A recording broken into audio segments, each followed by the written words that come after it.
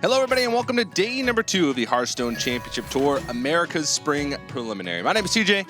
Joining me at the sideboard to start off the day is going to be Sottle, Frodan, and Savids. Yesterday, we saw a lot of intense Hearthstone action. At the end of it all, we're left with 8 pretty unknown names in the upper part of the bracket. But if you didn't tune in yesterday and this is your first time tuning into the Hearthstone Championship Tour, we'll give you an idea of how it works. Of course, players started off in the Hearthstone Championship Tour, or in the preliminaries, by earning points through either ranked play or through online cups. And some of these players got to the preliminary by winning their local Tavern Hero events. Yes, indeed. Then all those players who have met the qualification conditions are thrown into a giant double elimination bracket, which we've been playing out over the course of this weekend. We are very close to the end of that. Just around 16 to 18 players left remaining in the tournament, I believe. Yeah, and all the players that are still remaining, or at least the ones that we'll see today, are going to be fighting in those decider matches. So every match that we see today, the winner of that match will move on to that Spring Championship. So a lot on the line today. But it's time to take a look at the prediction board once again. And unfortunately, Savids, you've been eliminated from the prediction contest. Amnesiac actually dropped out last night from the tournament due to personal reasons, so he'll be no longer competing. And we made a rule today that the casters that are no longer in the prediction contest will not be allowed to cast anymore. So, it looks like me and Dan... I agree with this. Looks like me and Dan are going to be the only ones casting the rest of the matches today. And with that, I gave a spoiler alert, as VLPS last night after the broadcast was eliminated from the tournament. So that leaves just 2, Dan. It's me and you. Yep.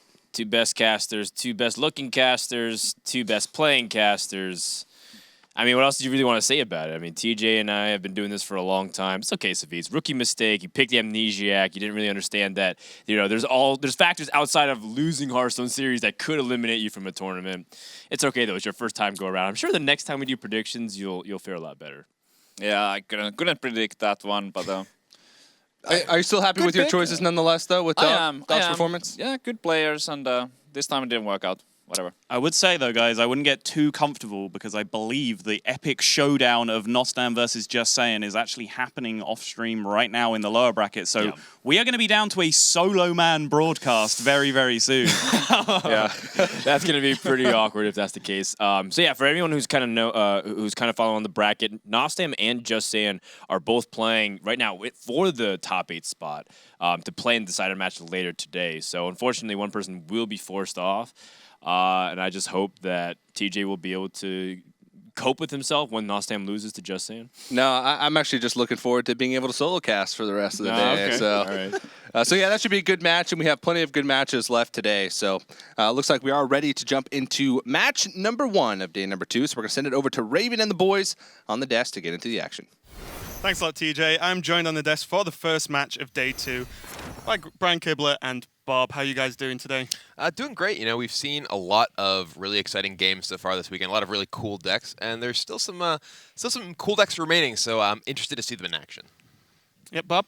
Yeah, me too. I've been really excited about the list. Actually, very interesting fact, only 3 players that are remaining right now have no Shaman in their lineup. Yes, So kind of crazy. So my mid-range Shaman prediction earlier, I think that was a pretty good call. We've seen an incredibly wide variety of different Shaman decks. Right. We've seen everything from mid-range Shaman to aggro Shaman to the ultra aggro Shaman from Dear Jason, even the crazy control deck from Tides of Time. So definitely a class that's really showing its flexibility in this tournament. Yeah, and we've also seen just a lot of players overall playing across all the Americas regions. And, you know, as we can see now, there are a lot of names crossed off that list. Yeah, there were about 150 players coming into this, but as we have said throughout the weekend, only 8 of them will advance to the championship at the end. So if you look at all these names crossed off, it's a bloodbath out there. Yeah, definitely see US Central there. I say Just Saying, as the guys mentioned at the board there, you know, battling out, you know, continuing to go through the lower bracket as well. Got some more players in US East here. Dear Jason, we casted earlier. Joster, who's coming up, of course, in the next match. Nostam, of course, in that lower bracket slugfest to decide which caster is going to remain. Yeah, there definitely still are some well-known players remaining in the event. Silent Storm was the winner of the ESL Legendary Series Season 2, and Cydonia, who we'll be seeing against Joster coming up in a moment. Got a couple more here. PNC, of course, we saw earlier. VCT, Legolas, every region, of course, still in the game at this point. Yeah, PNC, I believe he took down Chalky, if I remember correctly, earlier with that. Yeah, I think so. With the mid-range Hunter deck that has sort of risen up in prominence on ladder in just the past week. Yeah, it's crazy. And just to see the volume of players actually from across the whole of the Americas region, and just seeing, again, as you mentioned, there's still some players, available in each region, so that's going to be really interesting. But we do see that we do have the first match is going to be Cydonia versus Joster, and some pretty interesting decks from these guys as well. So, what do you think about Cydonia's Warrior being banned in his lineup overall? I'm actually super disappointed to see Cydonia's Warrior being banned because it was the deck that I was most excited to see. He is playing the aggressive Pirate Warrior deck, and not even just the sort of aggro deck that happens to have a couple of pirates. He has Bloodsail Cultist and N'Zoth's first mate, so sad we won't be seeing that in this match. But the rest of the decks, they're much more sort of conventional style of decks. We see that Cydonia did choose to ban Joster's Aggro Shaman as well. Yeah, which is, I think, pretty reasonable, actually. Just the sheer terror that Aggro Shaman's been doing across the weekend, and just closing out games very, very quickly. Yeah, that Warrior deck, I can understand that ban too, especially since all these decks that are on Joster's roster are absolutely susceptible to that. His Warrior's a little bit more late game. It's got the it's that mid-range Warrior we were talking about yesterday. Yeah, I think they both made pretty good bans here, but that's probably why they're in the top 8. Absolutely. We were talking about this a little bit earlier, and I was thinking that Cydonia may have wanted to ban Joster's Warlock because that Warlock is a Zoo deck.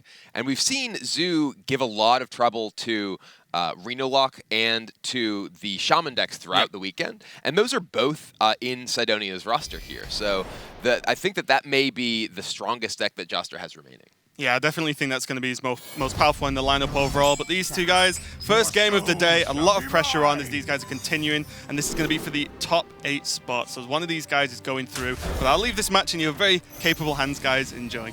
We see Joster on the bottom of the screen. He is playing out of Knoxville, Tennessee.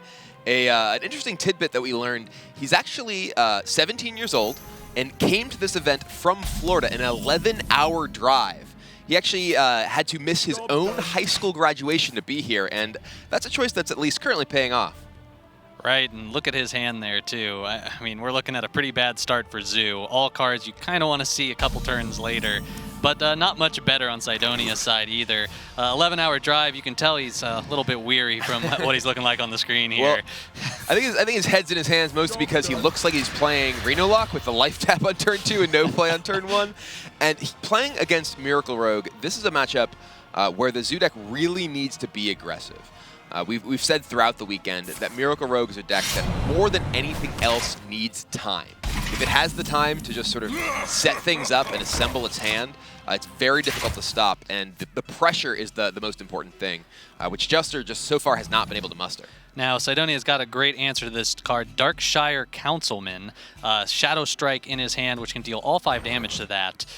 It's a pretty good answer right now, especially since he has no minions other than Zarl on the far left side there that he could coin out to put down. And Zarl, he's not very strong by himself. His value given by his poisons being his primary purpose. All right, well, he will use that Shadow Strike to take out the Councilman, but there is another Town Hall called by Joster here, who plays a second Councilman with the protection of a Voidwalker. And with that Shadow Strike being gone, it's a little bit more difficult for Cydonia to deal with. Right, it looks like he might have to use the coin here to take this board, to take out that Councilman. You never want to leave those on the board too long. They grow with each minion being played, and we can see in Joster's hand too that there's going to be probably 2 every turn from this point on. So Cydonia, he has to debate when he's going to actually commit to taking out that Darkshire Councilman. Is he going to do it this turn, play Fan of Knives, coin out and Eviscerate, or maybe he's going to try something different a little bit later? Yeah, he's got a couple of options here. It's definitely, this is the sort of turn that highlights how many lines of play that Miracle Rogue is capable of. He's just going to go Zeril and picks up a Fade Leaf Poison. That's the poison that gives a minion stealth until the next turn. So now he has still the ability to potentially prep something, but he can't actually get the Councilman off the board at this point. Right, I think he might be looking for that Councilman to trade into Zarl here. And hopefully that'll do enough damage to it that he can deal with it with some other cards other than Eviscerate. He might be saving those for later. The Stealth Toxin up there actually going to be pretty good in combination with that Gadgetzan Auctioneer, since he does not have any of those conceals in hand. Yeah, Cydonia does have the ability to set up a big Gadget Zan turn.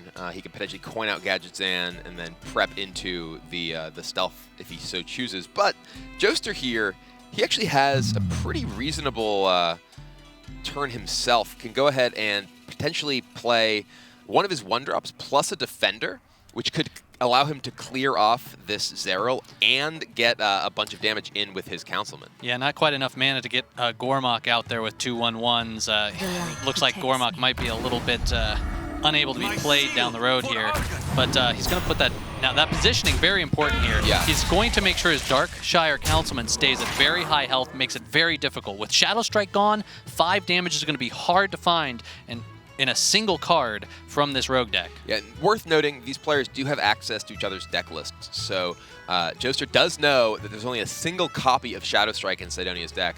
So now he can potentially remove the Councilman with Fan plus Eviscerate, or he can sap it. But he doesn't have any single card way to get that 5 health minion off the board. Fan plus Eviscerate last turn, of course, would have required the coin. He's I'm pretty sure at this point he's saving that for Gadgetzan Auctioneer to get another card draw. So I think we might see that line of play this turn. It gets rid of the Divine Shield. That's going to be helpful later on. Darkshire Councilman, of course, going to grow even larger every turn, as I said before. The other option here is he might actually coin out that Gadgetzan and prep the stealth on it, get it set up so that he can do a big card draw turn next turn. Zoo doesn't really have a way to deal with stealth minions. All right, well, it will be the Pillager plus prep. Oh, it almost looks like he was going to prep coin. I've done that. No, he is going to go ahead and, yeah, he will play the Eviscerate and the Fan of Knives, which will take out the Councilman and give Cydonia a pretty significant presence on this board. Right, your health total as a rogue is very important. You need to know how many turns you have left in the game so that your Gadgetzan can eventually draw into those big damage combinations that'll kill your opponent. And we saw Joster there with a huge pump of the fist as he drew the Flame Imp, giving him a 1-drop that allows him to enable Gormok this turn, which gives him a huge board presence from what was otherwise a pretty unimpressive board, and removes his opponent's Tomb Pillager at the same time. Right, Cydonia's got to find a way to get out of this mess, and it might have to be that Violet Teacher. He has to find a way to get more guys on the board, and we can see the Sea Giant in his opponent's hand makes that a little less appealing than he might like. The Gadgetzan, though, is another option here. He can set that up and hope that he finds a way to deal with the board by drawing the rest of his deck. Yeah, right here, Cydonia is in a pretty rough spot. He doesn't have access to any spell power. If he were able to get spell power on Fan of Knives, he could clear off most of Joster's board. But right now, as you mentioned, his best options look to be trying to set up for next turn, which results in him taking a lot of damage this turn. Looks like he's going to play that Violet Teacher and try to set up a lot of 1/1s on the board so that he can contest this board. Gonna draw a card too here, so maybe he'll find something. Not a lot of time to react to that though, and it's not gonna be any help from that card. But let's see how many minions he decides to put on the board here. I'm gonna go ahead and coin out a sap on the Flame Imp. Does slow down Joster's aggression a little bit, though these students, they come with it. Oh, a Leroy. Even. That is not gonna be lethal here. He has access to 9 on board. Leroy would only put up to 15 total damage. But Joster has the ability, he can play the rest of his hand if he wants. He will find himself a Flame Imp. Yeah, he can go ahead and Flame Imp plus Defender plus Sea Giant. And this board is just huge now. Yeah, this is monstrous. You know, he has so much damage on the board. He's able to take out the Teacher, push a bunch of damage to face, still have 7 minions on the board, along with 3 of them having taunt. So very difficult for Cydonia to potentially get through here, especially with that sap gone. This might have been the reason why the Gadgetzan was a little bit safer a play last turn. Not only do you not put so many minions on the board that Sea Giants become activated, but also might have given him a chance to draw one of those spell power cards, maybe his other prep, and get that Fan of Knives out there to clear out a lot of this board. Tough call, though. I don't think either play was necessarily wrong. Yeah, it's definitely a difficult decision because if he played Gadgetzan, he would have had the ability to dig through his deck, try and find something. Here, he's going to still do just that. Really hoping to find preparation here, I think. Going to go ahead and pump that. Finds just another Cold Blood. And that's not going to be enough. It looks like this is, yeah, Joster had a pretty poor start with no turn 1 play, no turn 2 play, but he was able to really muster a very, very powerful offense after that fact. And it looks like he's going to have what he needs to close out the game the very next turn. This really speaks to the power of the Darkshire Councilman. Having to use that Shadow Strike and develop that just as your only move on turn 3 as the Rogue, having to deal with another one later on, costing 2 of his cards there. Ultimately, I think that was why he was just too slow to deal with this Zoo rush. Yeah, he ended up taking quite a bit of damage from Councilman and wasn't really able to materialize his own proactive game plan. He was always reacting, despite the fact that Joster had that very slow start. It was always something that Cydonia had to answer right now, and that really set him behind in the pace of the game. Right, you can't play to not lose, you have to play to win. Well, and if you don't have the minions, you might not have the choice. Sometimes you have to just try and not lose until you can put yourself in a position to win, which is frankly the overall game plan of Miracle Rogue in general. You spend most of the game against a lot of decks just kind of playing defense and setting up, and then having this sort of explosive late game turn. But Joster, despite having a pretty slow, very early start, didn't give Cydonia the time to do that. Now, how's Rogue going to do in the rest of this lineup? I don't think we really talked about that too much. It looks like Rogue is a little bit of a weak link here against the remaining decks, too.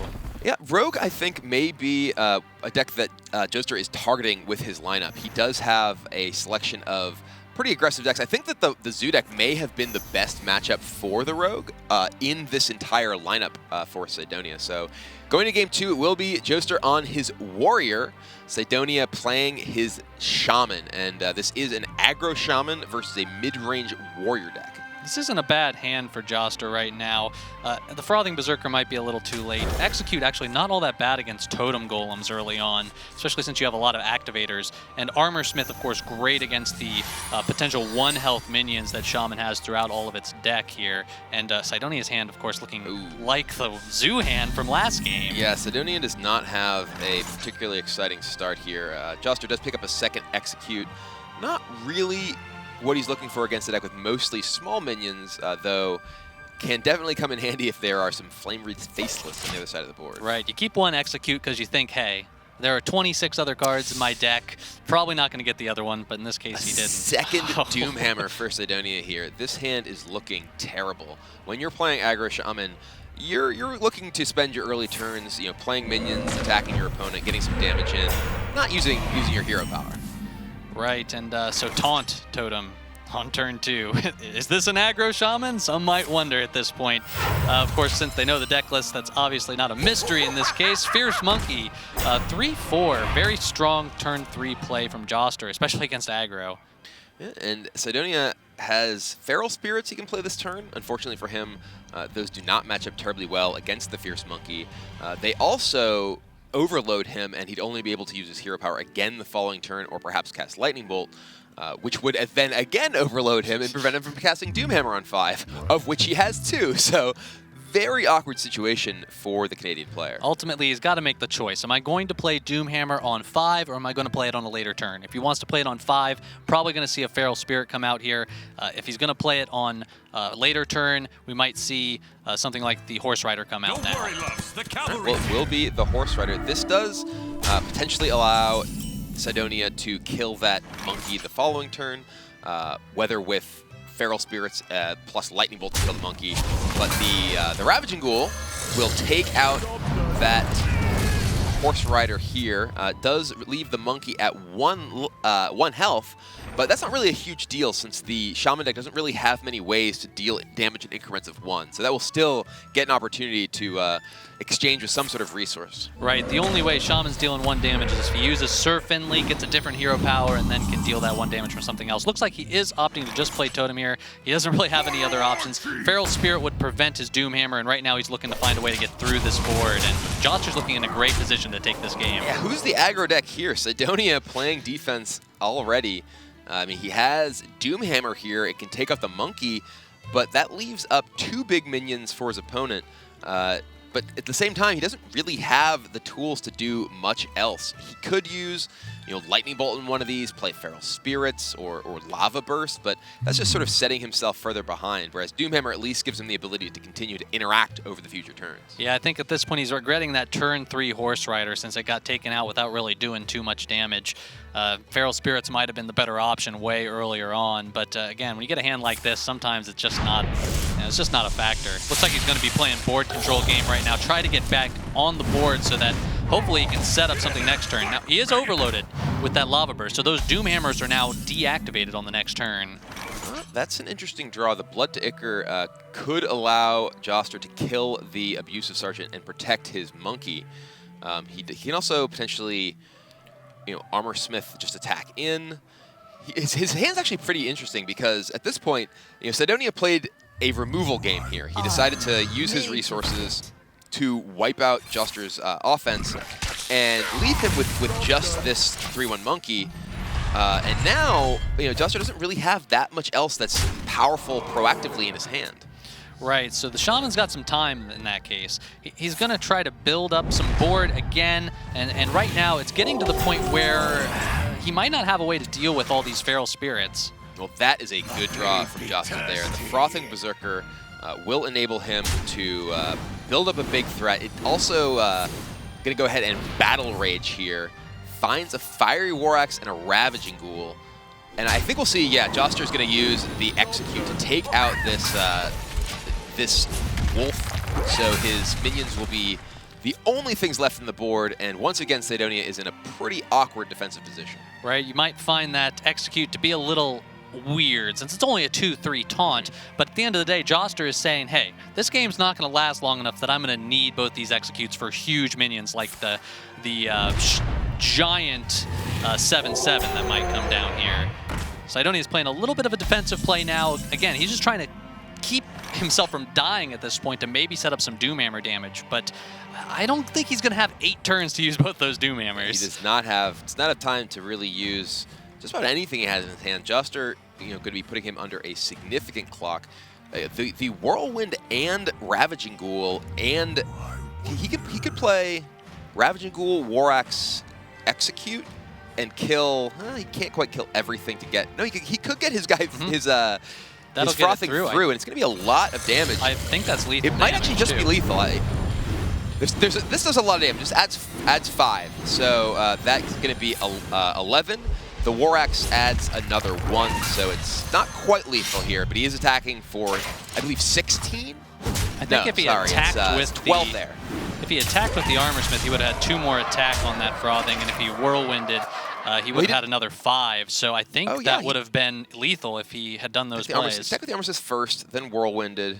Yeah, he did have the 1 mana left over for Whirlwind, so I think he may have been able to actually squeeze out the last damage he needed there. But Cydonia, on the back foot, not really able to do anything, and Joster will take a quick 2-0 lead over the Canadian player. So this is a terrible spot for Cydonia already. Yeah, so we had an example of a game where Zoo didn't have that turn 1 to turn 2 play in the first game and managed to make it work out. With Shaman, it's a little less easy to do that. You're not drawing cards. You're just playing these very easy to kill totems on those dead turns. A big part of it, too, is the way that the curve of Zoo and Shaman work are very different.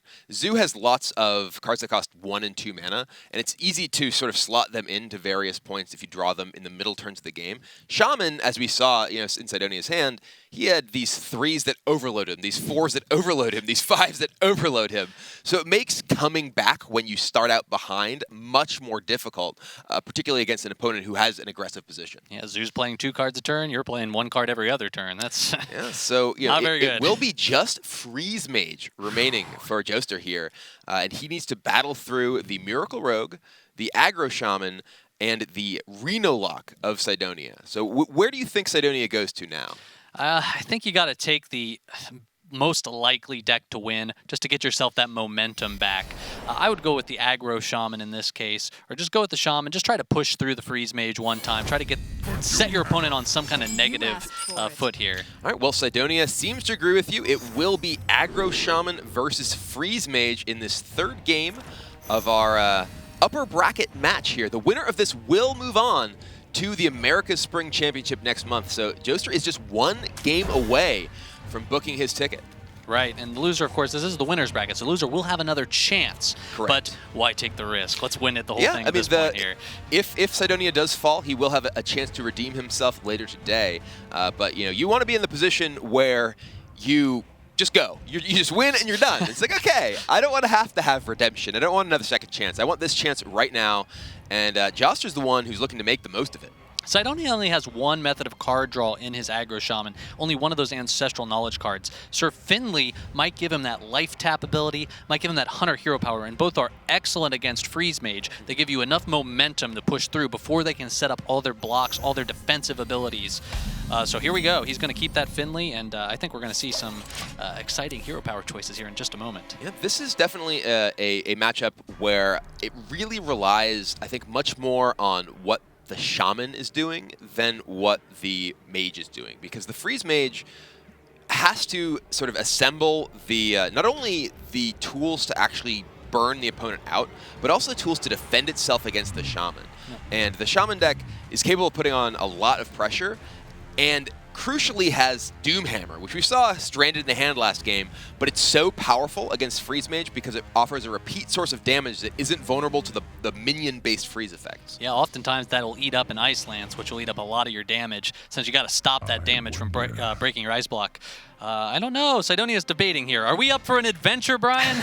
Well, this is definitely an interesting decision because the Tunnel Trog is something that represents significant threat right away. If he is able to find any overload cards, he is going to go ahead with Sir Finley, and it will be Life Tap, Lesser Healer, Steady Shot. Does decide to go with the Smork power, which I can get behind. Thrall's an Orc too, so That's right. And Joster just go ahead and play the Doomsayer on turn 2. This is less a matter of trying to answer the Finley on board, and more a matter of just trying to buy the time so that Cydonia doesn't actually develop anything on his second turn. So Joster just kind of gets a clean turn 3. But because of that Hunter hero power, Another Doomsayer. he still gets a dramatic amount of value from that turn.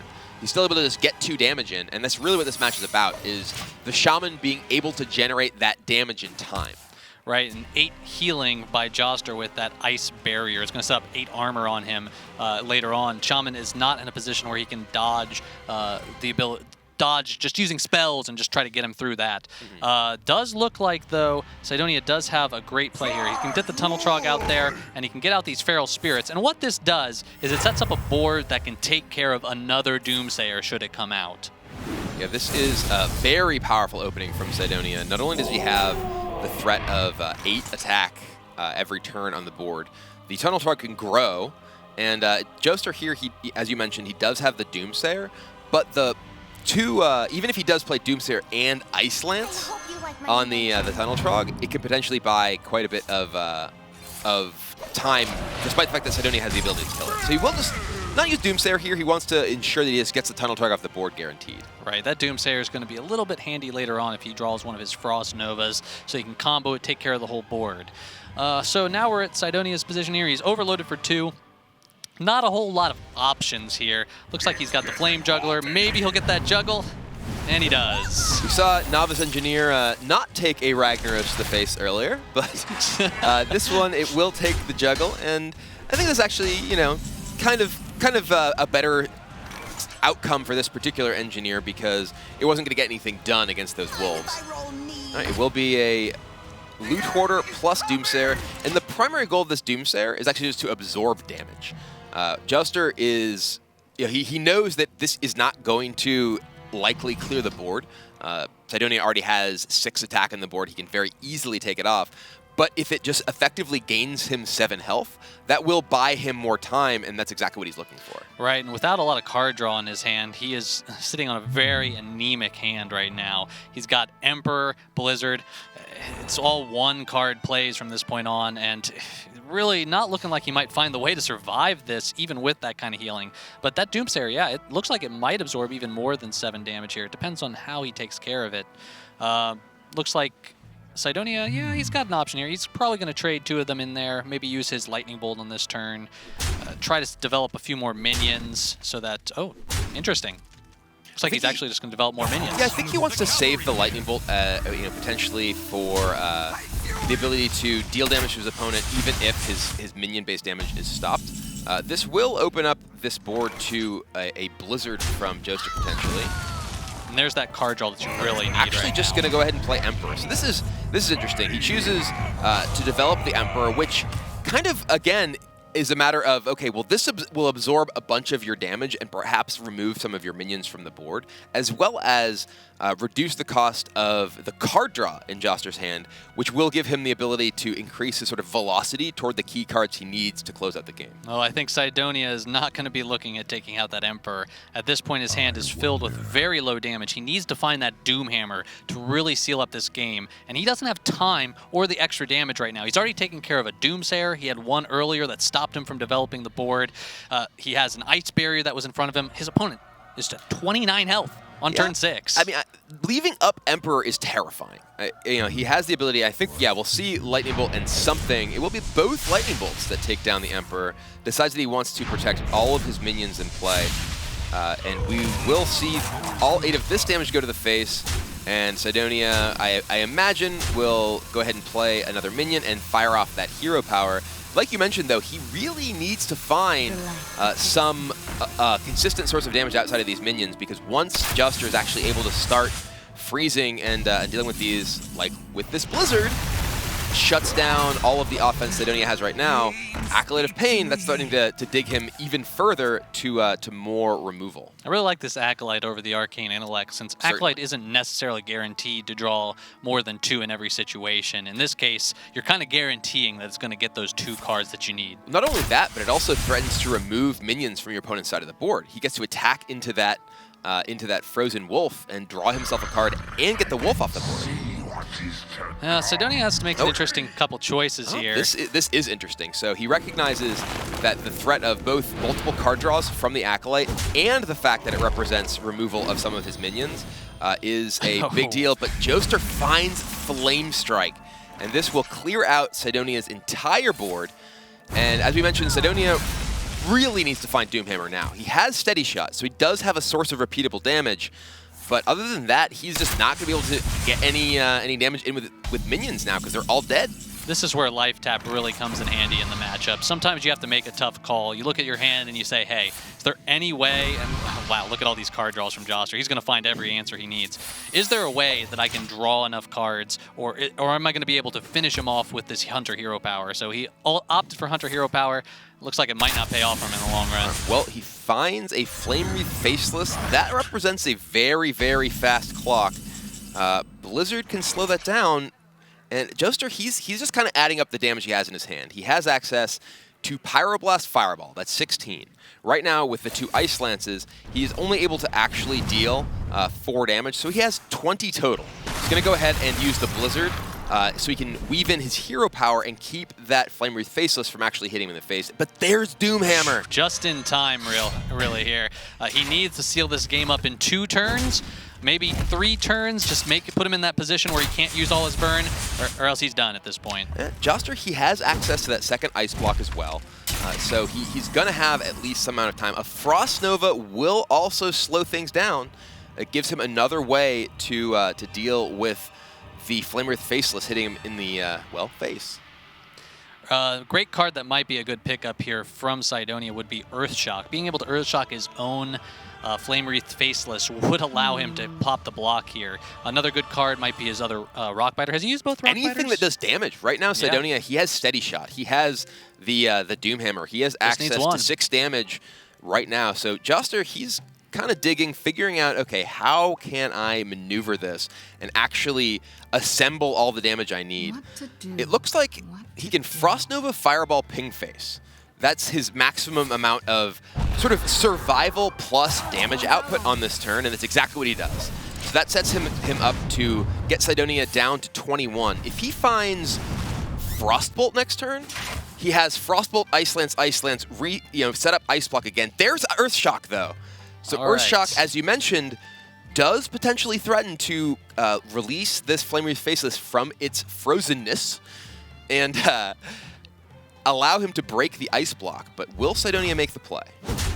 Looks like first he's going to hit his opponent, make sure he sets him down to that 1 health in case this Flame Wreath Faceless does get knocked off the board. That way he can just use the Hunter Hero Power. Now the Hunter Hero Power is starting to look a little better than it was before.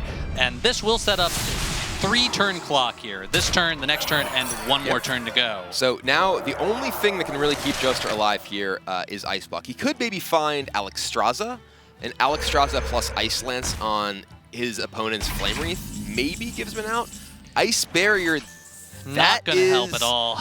Well, it does. No, it doesn't really do anything. He can play Block Barrier Nova. No, he's just at 1, so the barrier basically does nothing because he gets broken just by hero power. Right, so yeah, didn't find the damage he needed, and Frostbolt, there's only 1 left in the deck. He used 1 earlier on a Tunnel Trog, so well played. Yeah, I think that's it, and Joster is kind of acknowledging that right now. He knows he can't find 21 damage at this point.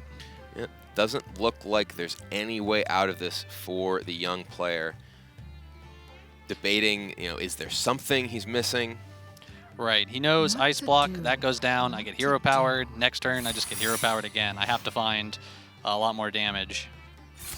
Looks like he might try using the double Ice Lance on his opponent's face. Maybe Pyroblast gets discounted by 5 next turn and he can do that and Fireball. Weirder things have happened. No, maybe not.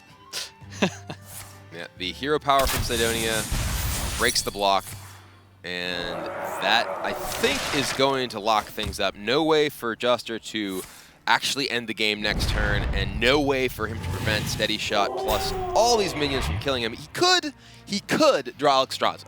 Alexstrasza could set him back to 15. He does have access to Ice Lance, so he could, again, freeze his opponent, but that's not it.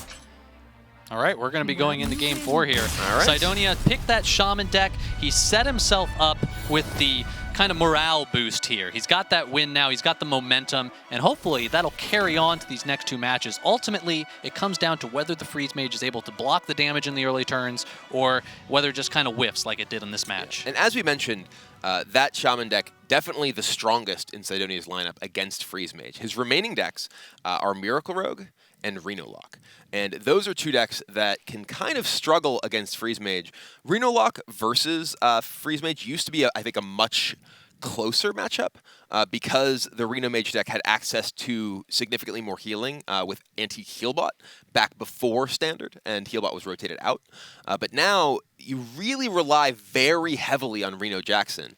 And if the Freeze Mage can maneuver the game in such a way that they can force you to use Reno at a relatively high life total just for fear of getting burst down, it can be very difficult to win. Right. If Reno, it all comes down to whether Reno's used before or after Alexstrasza. But we're jumping into game number 4 right now. Looks like Cydonia has selected the Miracle Rogue this time. Going to be looking for those early minions in his mulligan, and Joster throwing it all out, keeping Alexstrasza, which is, of course, a very key card in this matchup. Well, against the Miracle Rogue, this is a matchup that is largely about each of them trying to sort of assemble their thing. Miracle Rogue, as we mentioned many times before, is really about assembling a lot of card draw and burst damage. The problem being, of course, that Freeze Mage, it is a deck that also is looking to assemble card draw and burst damage, but has access to Ice Block, which means that it is capable of just surviving the big Miracle turn and winning the game by itself the following turn. Yeah, I think actually Rogue might be the weaker deck, so maybe his lineup here, the decision was, I'm going to start with my strong deck, hop into the kind of middle, the harder to play deck, and then kind of ease back when I play my Renolock. It's important to recognize there's no concealing of information for these players. All the deck lists are public to the other players, and they have to win with all of these. This is Conquest. So it's all mental. Exactly. The only reason when you're down to just playing against a single opposing deck, the only reason to choose a particular deck compared to another one is your own sort of mental state. So Cydonia going to dig for more minions here, more ways to just put pressure on his opponent. Didn't end up with any of his 3-drops in the deck, which are his Earthen Ring Farseer or his SI7 agents. So he's a little bit slow right now, and Joster's got to decide, hey, is this the turn I just throw that Doomsayer on the board, or do I develop one of my secrets, do something a little more on curve? One thing, we've talked about this as well several times. Because the deck lists are public, the players know exactly what they're up against. So Joster, he's aware of what Cydonia can actually do in order to combat his damage. For instance, he knows there's only a single copy of Earthen Ring Farseer for healing in Cydonia's deck, which can really kind of change the line of play that you may make compared to when you're playing as an opponent, say, on ladder, when you're more in the dark about what they have available. Right, the only way to get additional healing in this deck would be for Zarl to actually bounce back the Earthen Ring healer, and that's not a guarantee since there's so many poisons he can produce. That would be a wonderful poison. All right, Ice Lance going down, which is interesting because that's usually how you assemble that 17, 18-point combo. And Doomsayer going down, of course, to stop this, stops all further tempo from Cydonia. Yeah, the Doomsayer here, the goal, of course, not only to kill that Tomb Pillager, but also to ensure that Joster gets a turn where there's no minions in play. He can just kind of do what he wants with his mana without having to react to what Cydonia has done. But Cydonia does have the way to remove this. He has a Deadly Poison as well as an Eviscerate, which he could use to just kill the Doomsayer right away. Right, and you don't really want to use a Frost Nova on a board like this. You kind of want to save it for a few more minions on board. So just a single Tomb Pillager might not see a freeze there. So protecting that Tomb Pillager might represent more than the 7 damage he's committing to the Doomsayer right now to stop it. Yeah, he will go ahead and take out the Doomsayer. Will allow him to retain that Pillager on the board. And now it will be over to Joster, who's going to have to choose how exactly he wants to deal with this. He might not choose to deal with it at all. He might just throw an Ice Block down and wait for it. But he does have the Forgotten Torch, and cycling the Roaring Torch that comes from that into your deck will help you assemble the pieces. So that's probably what he might be thinking as an option. But ultimately, you're on turn 5, getting the double draw off of Acolyte. Never a wrong play. Yeah, he wants to set up here for the longer game. The immediate sort of threat of the Tomb Pillager, he recognizes, he's playing Freeze Mage. He has a secret up, he has access to all of these tools in his hand.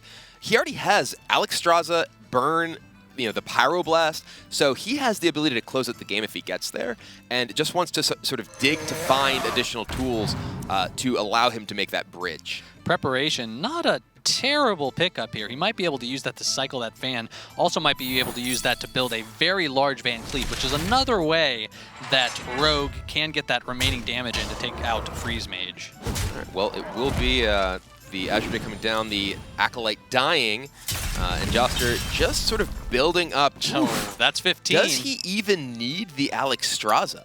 He has Fireball, Frostbolt, Torch, Pyroblast.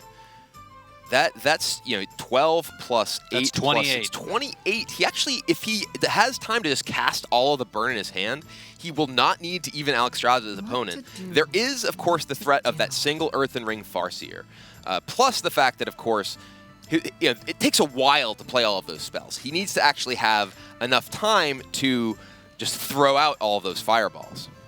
Well, we do have to look at the board, too. How many turns would it take Cydonia to kill me? Ultimately, that's why he's choosing to throw some of his burn away here at the Azure Drake. He doesn't want to see 10 damage come in 3 turns in a row, which would absolutely stop him in his tracks from that line of play, other than maybe the Ice Block giving him 1 additional turn. Yeah, and he does have access to the Alexstrasza as well, so there's no real need to just start throwing damage at the face. He can wait to set up. He still even has the coin as well.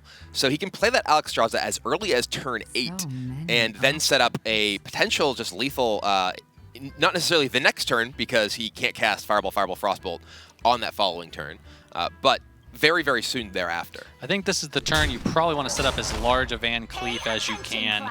It's really your only option here. You need to set your opponent on a 2 or maybe 3 turn clock at this point.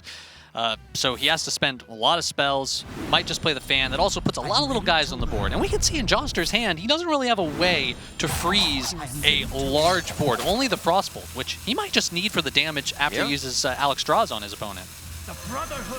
It will be a huge board, an 8/8 Van Cleef coming down for Cydonia here.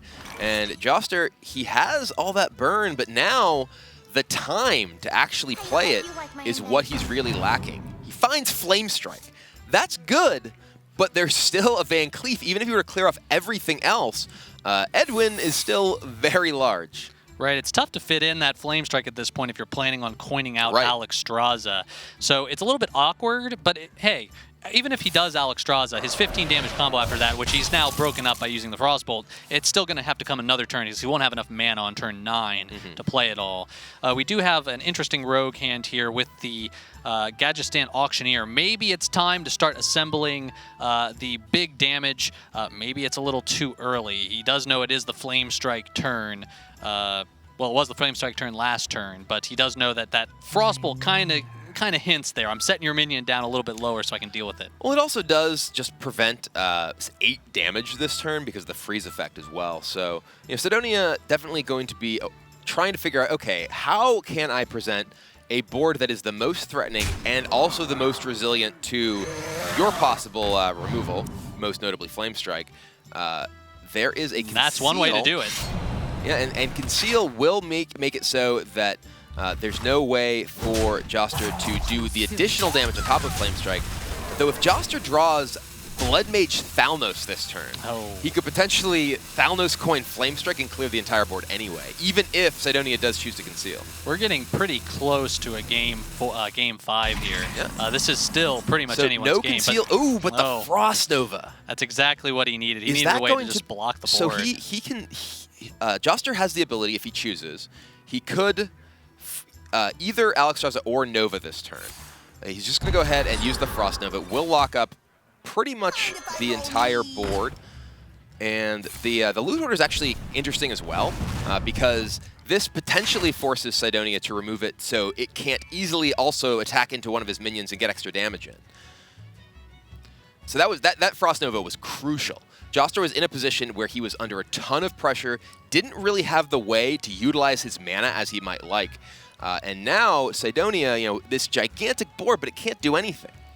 Yeah, it's going to be tough going forward here. I think that Frost Nova pretty much was what sealed up the game at this point. He can get a Gadgetzan down, maybe use one of the two to draw a card at this point. He knows he's going to be forced to take that damage from the Loot Hoarder. No matter what order he plays spells in, unless he uses that Eviscerate on the Loot Hoarder, it's going to be hitting him in the face.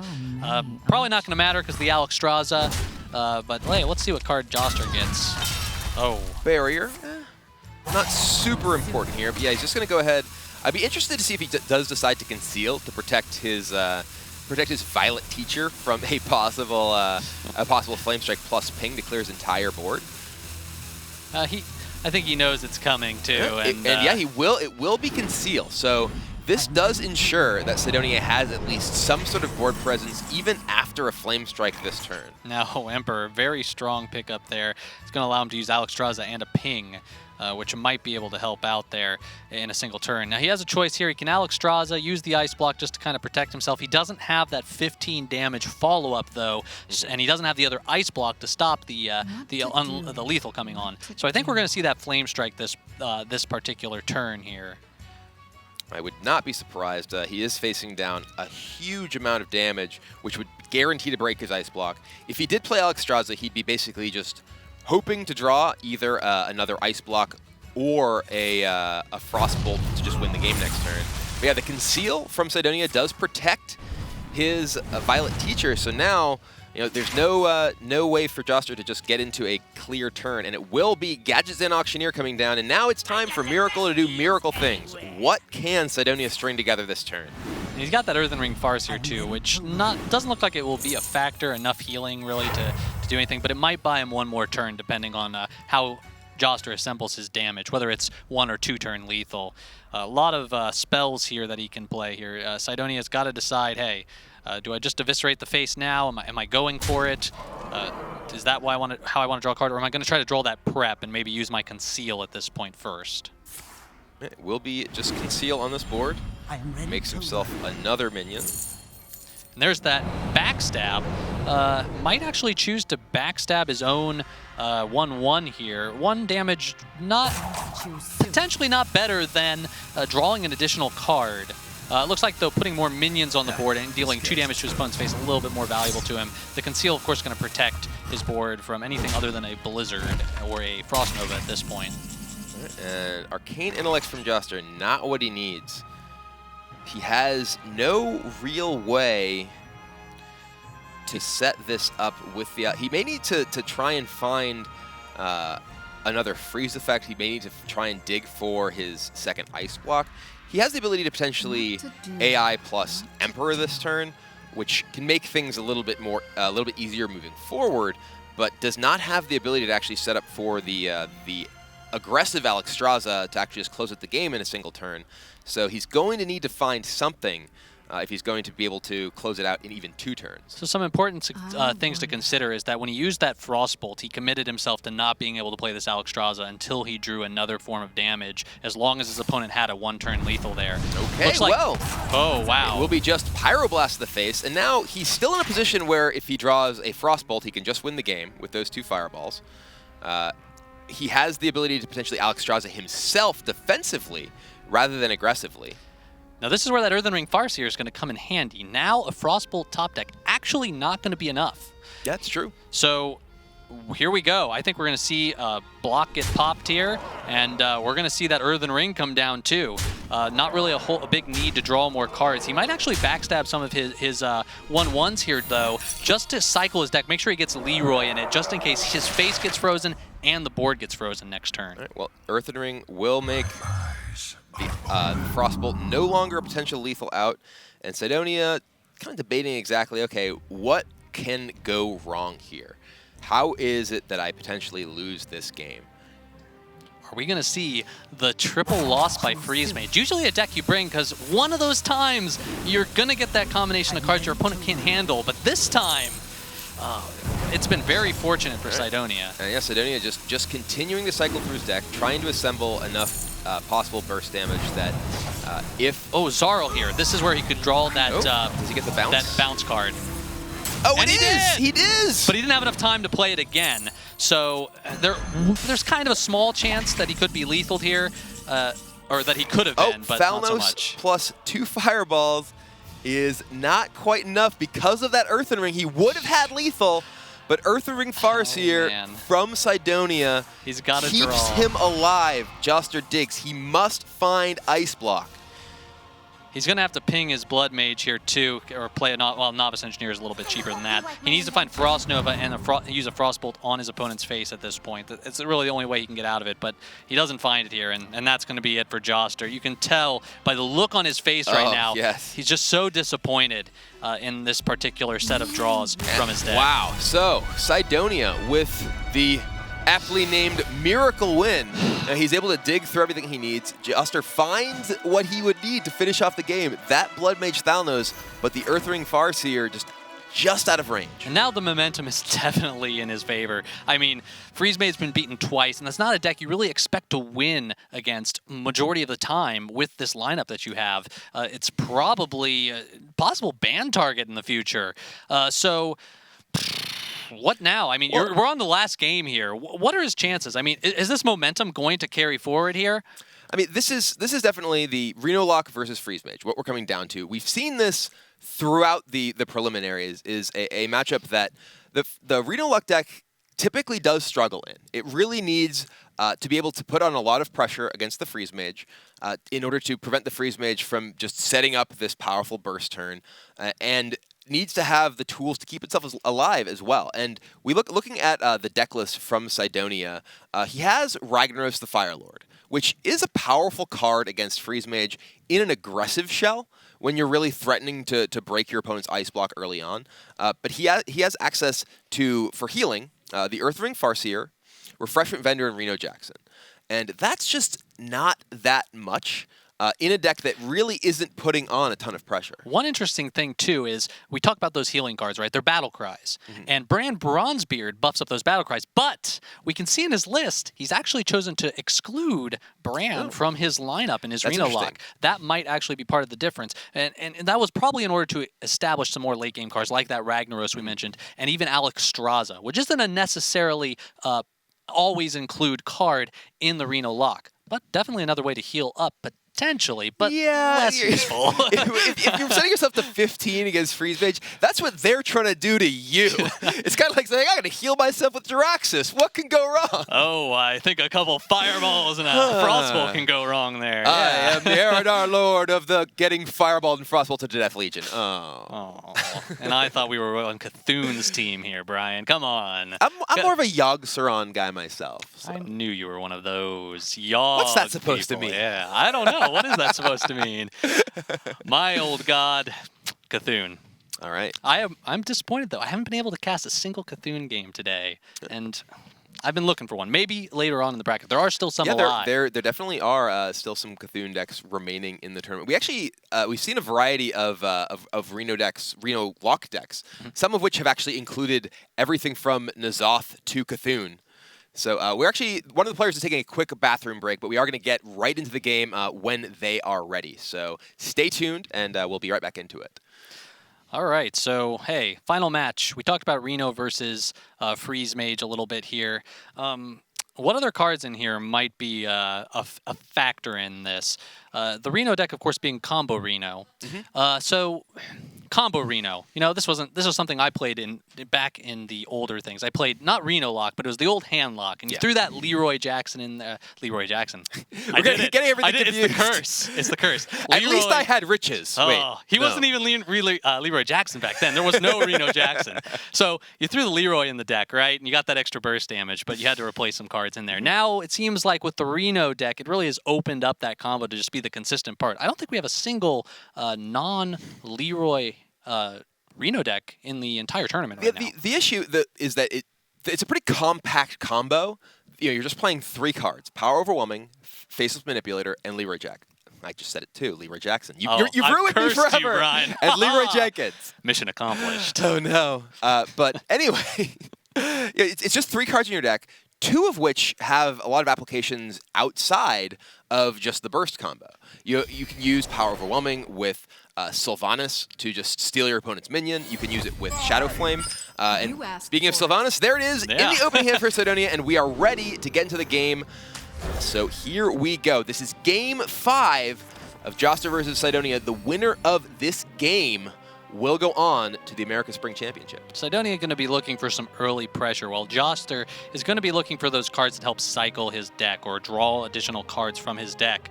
The Loot Hoarder, of course, and the Arcane Intellect, great. That's turn 2, turn 3. And rarely, but sometimes with Freeze Mage, when you miss those particular draws, that's when you run into those anemic decks early on. And we saw an interesting choice from Cydonia here. He chose to keep not only the Peddler, but the Acidic Swamp Ooze in his opening hand. That's a recognition of his role in the matchup.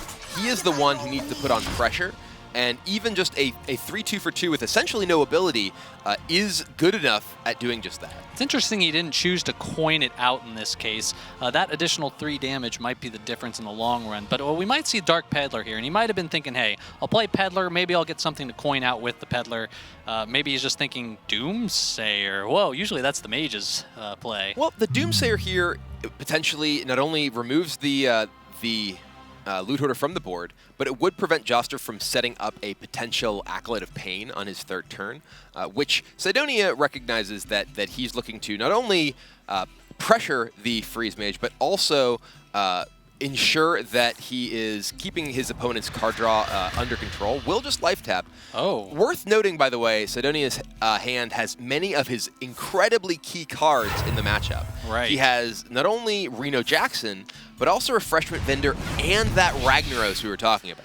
Yeah, it looks like that draw that he got from Life Tap was great. It was a Mortal Coil, which is going to prevent some of that damage coming up.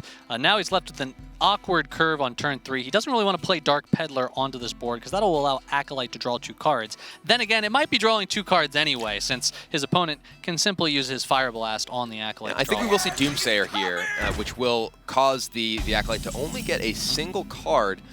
And it will also require investment of mana on Joster's turn in order to do so. So, while you generally don't see Doomsayer into a 1-attack minion in a control versus control matchup being something that's hugely impactful, like that was a big deal. because it removed the Acolyte with only a single card draw and prevented Joster from using his mana efficiently on his turn as well. Now we got a couple options here, but I think Cydonia's going to opt to put 2 cards on the board. He's going to Discover first here. Flame Imp, a tricky one against Freeze Mage, since you don't really want to lower your life totals, because we talked about that earlier, how if you use Reno a little early, it might be problematic. So Flame Imp kind of is against that. But the other 2 options here, not exactly the best choices. Blood Imp ultimately ends up being his decision as the potentially buffing something out of Flame Strike range or making something gain extra health. So wow, Blood Imp. We've seen almost every card now in this tournament now. All right, Arcane Intellect picks up a couple cards for Joster, and he plays his own Doomsayer. Doomsayer is a card that has really risen to incredible prominence since the release of Whispers of the Old Gods, which is kind of amusing because there is the validated Doomsayer in Whispers of the Old Gods, and it turns out he was right.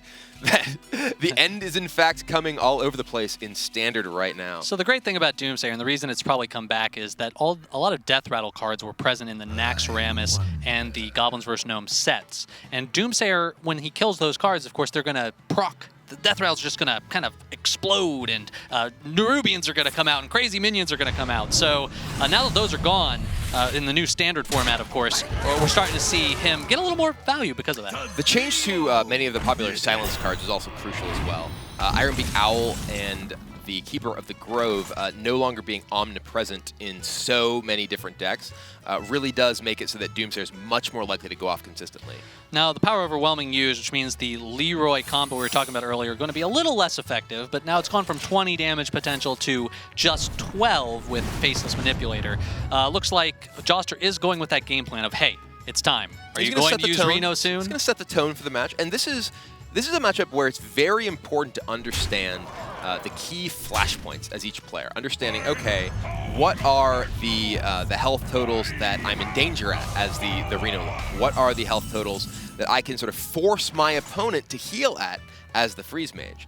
So it's very crucial from both sides to have a very clear understanding of what you're trying to do. 7 and 8 seem to be those key numbers of choosing when to freeze or when to use your Doomsayer.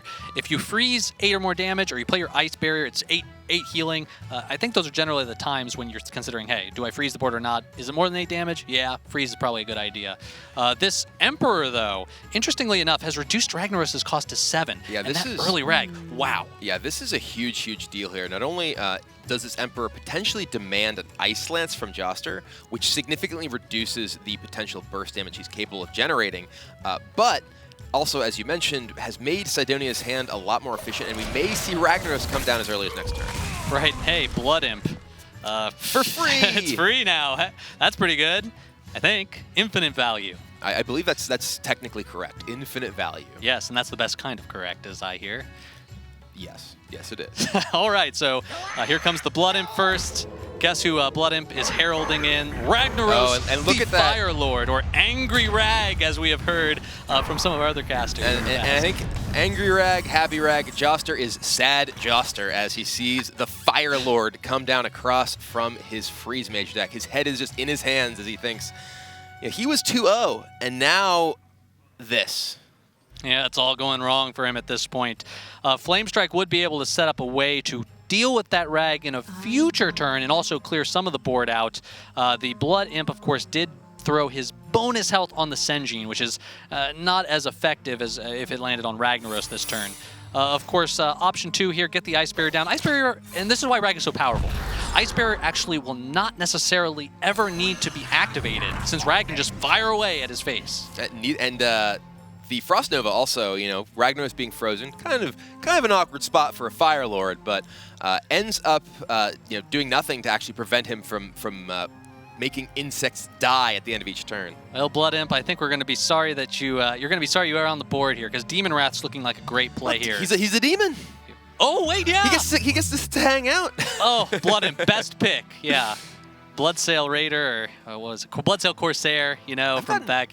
I got some death spites off of Bloodsail Corsairs from Discover, and that's always very satisfying. But looks like Cydonia is going to go with the Demon Wrath, which is a just getting his Rag to hit face. Yeah, the poor Blood Mage Thalnos, and yeah, the Fireball from the Rag will set Joster down to just 7, so he's going to have his Ice Block broken just by Ragnaros in 2 turns. And Joster here is trying to figure out, okay, how can I survive this? He does have the ability to clear the Rag off the board, though. He has Flame Strike plus Frostbolt next turn. Ooh, he has... well, this is also an interesting spot because he might be thinking, okay, can I just try and kill my opponent? And he's going to have to go for it. He is going to be very sad at what he sees next turn. He throws all this damage to the face, sets Cydonia down into Pyroblast range with Ice Block up and Pyroblast in hand. It's time. But Cydonia, he's going to be rich. We're going to be rich. Oh. Reno Jackson wondering how much are we going to be rich here. This time, how much is 21 health? He can even life tap if he wants to throw that in in the first place. When you see Joster, he is just hoping, he is just praying that that is not the card Cydonia is holding. But Cydonia here. Oh, the tap! This is like the bad manner kind of slow play. And Joster is just crushed. Oh. That is the end of this upper bracket run from him. Now, he does have another chance. There's still the Ice Block in hand. There's theoretically maybe some sort of possible way this isn't over, but this is over. All right, here it comes. Ragnaros firing into the face, turning that Ice Block on and setting it away.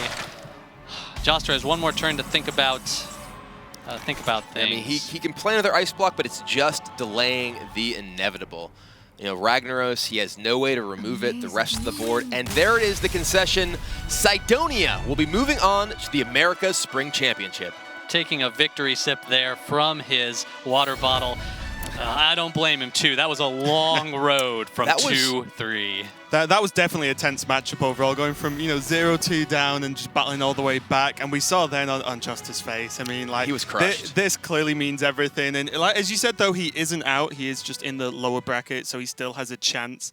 But congratulations to Cydonia overall. Like, he is through, and it's a pretty strong victory and a little bit tight at some points. Being 0-2 down. And obviously, I think one of the key ones as well was the Shaman match, his first one, where he just drew nothing at the beginning. It was like, I am playing the aggro list, right? And it was just like, pass, hero power. Right. What deck am I playing now? Definitely a rough one. Something I want to just quickly discuss as well is in the Freeze Mage match, Freeze Mage versus Rogue, we saw Joster actually keep hold of the Alexstrasza, and he had the coin for all of the game to be able to, potentially just Alexstrasza turn 9 and then burst out with additional coin. Because one of his outs at the end, although Frostbolt was the clear one with the Fireball, he could have coined into a Torch as well to actually outreach even the Farseer. But what did you think about holding on to the Alexstrasza overall? It's like just straight away against Rogue saying, I'm going to plan to play this on 9, but in the end, he actually didn't end up playing it. Well, as a noted Freeze Mage specialist, of course, that's why I asked you specifically, Brian. It seems like it's a pretty risky gamble because you're playing against a deck that is capable of putting you under a lot of pressure. And yes, the Alexstrasza, if they don't find that pressure by that point, you're able to generate a window where you do pretty much guarantee yourself the win. But that just sat in his hand the entire game, and ultimately he never found that window to use it. Had to use his burst damage to defend himself. I think that game really did kind of come down to Edwin Van Cleef. Yep. The ability of Cydonia to generate a huge Edwin, which was out of range of the Flame Strike, which was just not something that Joster was able to easily deal with. It put him under so much pressure that he just wasn't able to find that window. And the Conceal actually as well, protecting the Violet Teacher, allowing that Violet Teacher to just make even more threats, a very big deal. Yeah, a really tense set overall, and we do have the first player through to the top 8. But I believe TJ is ready with Cydonia for an interview. Thank you very much, gentlemen. And we now have our very first player to move on to the America's Spring Championship. Really impressive performance, making all the way through the winner's bracket, not losing a single match in the upper bracket. So I am joined by Cydonia for a winner's interview. Hey, man, can you hear me? I can hear you fine, TJ.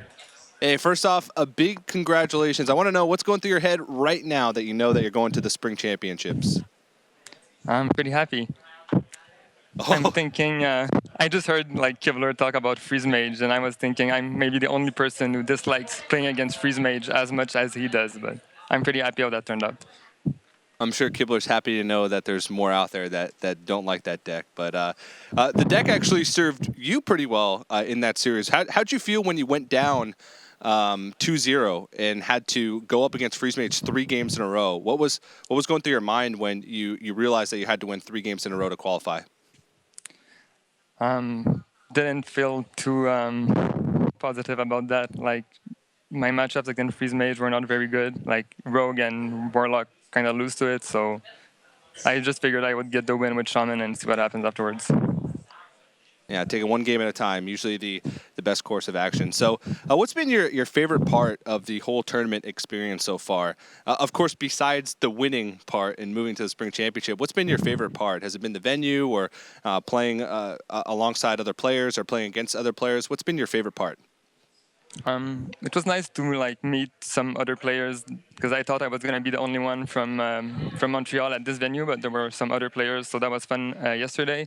And I liked playing without having like I don't know, deck tracker and watching streams and doing 5 different things at the same time. Like, I could focus on the game more, and I think I played better than I usually do. So. Yeah, you played well enough to move all the way through the upper bracket without a single loss. So turns out the focusing worked out really well. What is there anybody that sort of helped you along the way? I want to give you this opportunity to thank any people that have helped you practice or thank anybody that sort of supported you up until this point. Is there anybody that you'd like to give thanks to? Yeah, there's way too many people. I just want to thank first, like, the guys from the venue here. It's Expedition in Montreal. They didn't ask me to say that, but they lent me a computer because mine wasn't working yesterday, and they've been like really professional and supportive. And also, like, all my practice partners, Nubal, Galen, Corextron, Letters, Chakruna, all these guys really helped me with the deck. Dude 7567 told me to run Pirate, and he doesn't remember, but I ran Pirate because of him. And all the guys from Quebec also, like Godra, Glutator, Kevor, and I'm sure I'm forgetting some people, but like anyone who supported me or like just played with me or tested or talked to me about, like, I really like talking about tournament strategy with everyone, so all that helped a lot for sure. Well, I'm glad to see you have a big support group and a lot of practice partners behind you. Well, that's it, man. Thanks for joining me. Big congratulations. I look forward to meeting you and getting to see you play at the championships. Cool. Thank you. Thanks. All right. Well, that means we have 1 player down, 7 players to go to get a ticket on to the Spring Championship. We do have one quick player update. We're going to take another name off of the board here. And unfortunately, Nassim and Just Saying actually played against each other in the lower bracket elimination match. And Nassim was the player to come out on top, so that means Just Saying has been eliminated. There's one lone name on the board, and that is, of course, my prediction. So we'll see how Nassim does. He'll be playing in a decider match on stream later on in the day. So if you're following along with my predictions, make sure you tune into that. But we are going to jump right into the next match of the day, so we're going to send it over to the desk to jump into the action.